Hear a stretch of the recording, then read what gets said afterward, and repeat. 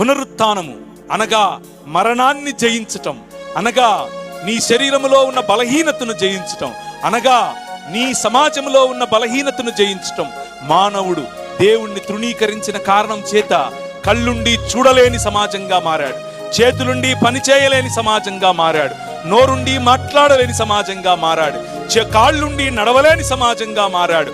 కాబట్టే చేతులుండి అద్భుతమైన కార్యములు చేసే ఈ రాజు వచ్చేశాడు, నీ జీవితంలోనికి వచ్చేశాడు. ఆయన పిలుస్తున్నాడు.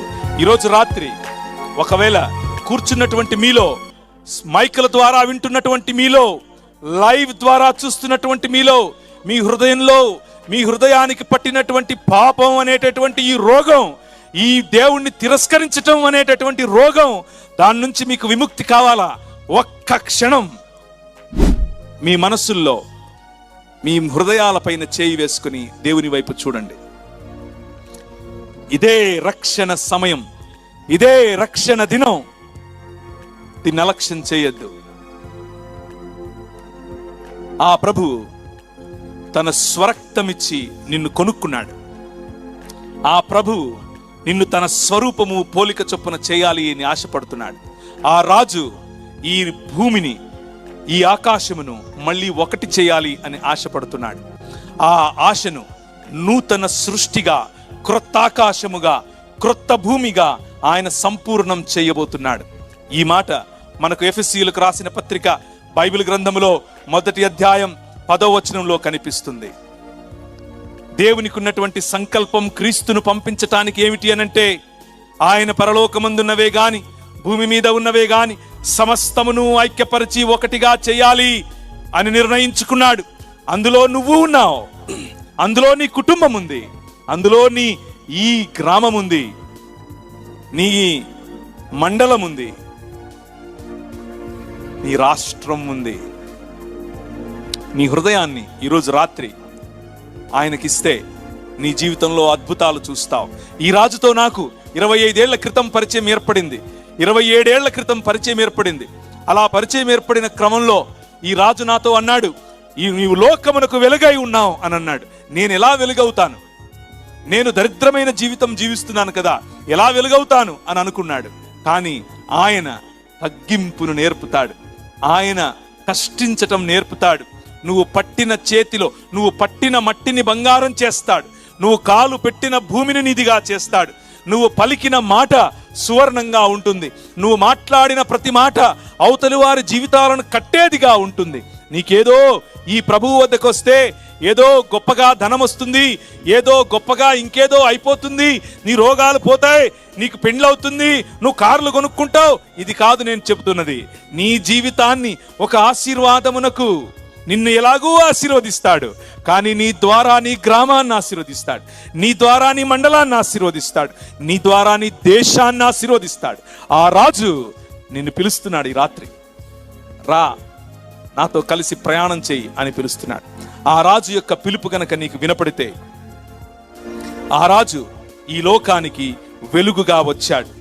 ఆ రాజు వెలుగుతూ ఉన్నటువంటి రాజు. ఈ రాజు యొక్క వెలుగు తిరుగుతూ ప్రజలను వెలుగుగా చేస్తోంది. ఈ వెలుగు ఈ రాత్రి నీ దగ్గరికి కూడా వచ్చింది. ఈ వెలుగును ఆర్పుతావా లేక నీలోనికి ఆహ్వానిస్తావా? నేను ఆహ్వానించాను ఒక రోజు, 27 ఏళ్ల క్రితం ఆహ్వానించాను. ఆయన నా జీవితాన్ని వెలుగుమయం చేశాడు. నాకు కష్టాలు లేవు అని నేను చెప్పట్లేదు, కానీ ప్రతి కష్టంలో ఆ రాజు నాకు నిలబడ్డాడు, నాతో నిలబడ్డాడు. నేనున్నా అన్నాడు. అనేక ప్రాంతాల్లో అనేక ప్రజల మధ్య ఇబ్బందులు, వ్యాపారం, ఎన్నో రకాలైనటువంటి శ్రమలు మీకున్నవే నాకు, కానీ ఈ రాజు తన ఒడిలో ఉంచుకొని నడిపాడు, బలమిచ్చాడు, ఎక్కడా తలదించనివ్వలేదు.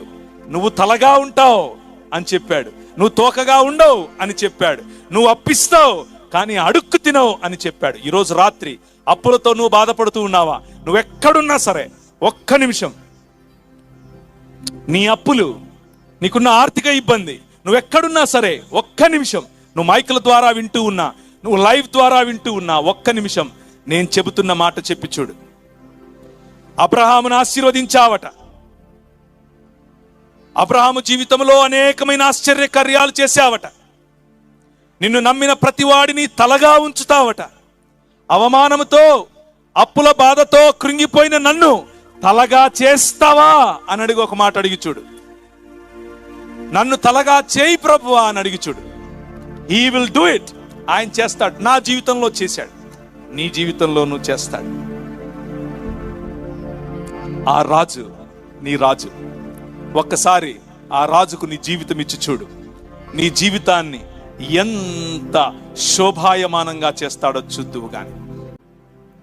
ఆ రాజ్యములోనికి నిన్ను పిలుస్తున్నాడు. ఆ రాజ్యములో ఎప్పటికీ నశించినటువంటి దేవునితో సంబంధం నీకుంటుంది. అన్నిటినీ మించి మనిషి కోల్పోయినటువంటి మహిమను ఆయన వారికి ఇచ్చాడు. వారి యందు నేనును నా యందు నీవును ఉండుట వలన వారు సంపూర్ణులుగా చేయబడి ఏకముగా ఉన్నందున నీవు నన్ను పంపితువని, నీవు నన్ను ప్రేమించినట్లే వారిని కూడా ప్రేమించితువని లోకము తెలుసుకున్నట్లు నాకు అనుగ్రహించిన మహిమను వారికి ఇచ్చితిని. ఈ రాజు ఈ లోకానికి వచ్చింది నిన్ను మహిమపరచటానికి, నీకు మహిమనివ్వటానికి, నీకు అధికారమునివ్వటానికి, నువ్వు ఈ ప్రపంచముపై ఏలుబడి చేయటానికి.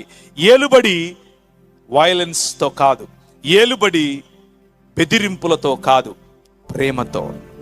ఈ రాజు నేర్పిస్తున్నటువంటి సింపుల్, చాలా సరళమైనటువంటి సందేశం, నీ సృష్టికర్తయగు దేవునితో సంబంధం, నీ పొరుగు వాడితో సంబంధం, నీ పొరుగు వాడిని ప్రేమించే జీవితం.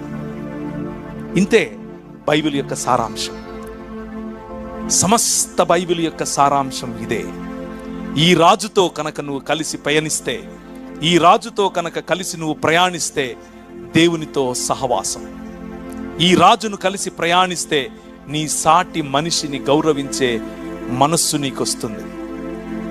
ఇప్పుడు కులం అన్న అడ్డుగోడలు నిన్ను ఆపవు, మతం అన్న అడ్డుగోడలు నిన్ను ఆపవు, నువ్వు స్త్రీవి నేను పురుషుణ్ణి అన్న అడ్డుగోడలు నిన్ను ఆపవు, నీ ప్రాంతం వేరు నా ప్రాంతం వేరు అన్న అడ్డుగోడలు నిన్ను ఆపవు, నీ భాష వేరు నా భాష వేరు అన్న అడ్డుగోడలు నీకు ఇక లేవు. నువ్వు నలుపు నేను తెలుపు, నువ్వు ఎరుపు నేను పసుపు అన్న తేడాలు లేవు. అందరూ సమస్త మానవులు ఒక్క శరీరముగా మారే ఏకైక రాజు చేస్తున్నటువంటి ఒక యాగం.